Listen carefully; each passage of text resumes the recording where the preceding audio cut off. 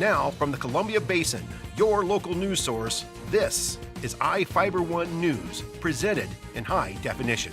The #1 source for real-time local news, local sports headlines, and our very own Weather Center forecast covering the entire Columbia Basin. With your iFIBER 1 News team, reporting news in real time as it's happening. From the iFIBER Communications HD broadcast studio in Ephrata, Washington, this is iFIBER 1 News, and it starts now. Welcome to iFIBER 1 News. I'm Alan Troop, reporting news from around the Columbia Basin for Wednesday, November 13th. Tonight, we report on a potential increase in PUD rates, and we share an Associated Press report on the corn growing used for ethanol. In sports, Bob Kirkpatrick reports on Percy Harvin's return and which local sports teams are headed to state playoffs. And our spotlight story tonight is about a man who offers free nut-cracking services to pass the time. And we have the latest weather forecast for the Columbia Basin from the iFIBER 1 Weather Center. Our top story tonight, most Grant County residents are likely to see a 2.5% increase in their power rates next year. The majority of the users may pay about 2.5% more on next year's bills, with one exception, large industrial users, who face a 1% rate increase. The increase was met with mixed responses. The decision to have the large industries face a smaller increase comes after almost a year of review by the commissioners. They looked at how much it costs to serve each group. Chief Financial Officer Kevin Nort said the large industrial customers are paying about 30% more for their power than it costs to serve them, and the PUD wants to balance the cost better over the next 10 years. To read more about the PUD Commission's reasons, visit us online at ifiber1.com/news.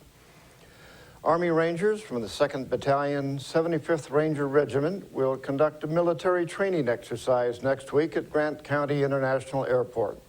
The exercise will be conducted at night, and they will use simulated munitions and small pyrotechnics, which could cause loud noises.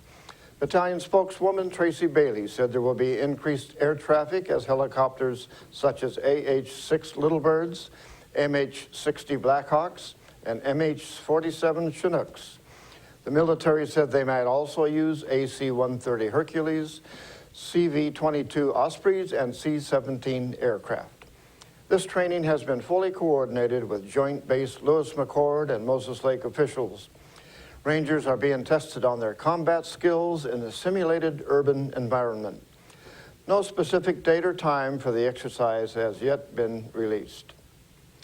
A Royal City man is serving 6 months of home detention after stealing $100 from an elderly man outside a Moses Lake casino. Mark Wilkins, a 52-year-old man, pleaded guilty to theft in the 2nd degree in Grant County Superior Court. Wilkins approached an 86-year-old man after the elderly man won money at Papa's Casino in Moses Lake and asked for $100. Prosecutor Angus Lee said there was no threat, but the victim believed there was an implied threat if the victim didn't comply. Wilkins has 5 felony convictions, including robbery, but he was sentenced to home detention to help take care of his mother. The woman is unable to drive and relies on Wilkins to provide care. Each of the people you see here has warrants for their arrest and is wanted by various law enforcement agencies. If you see any of these people, the DOC asks that you not attempt to detain or apprehend them, but to call police. You can also call the Department of Corrections at 509-764-6180 during the day or 509-762-1160 after 5 p.m. We will be back after these messages with the latest from our iFIBER 1 Weather Center, sports, and more news.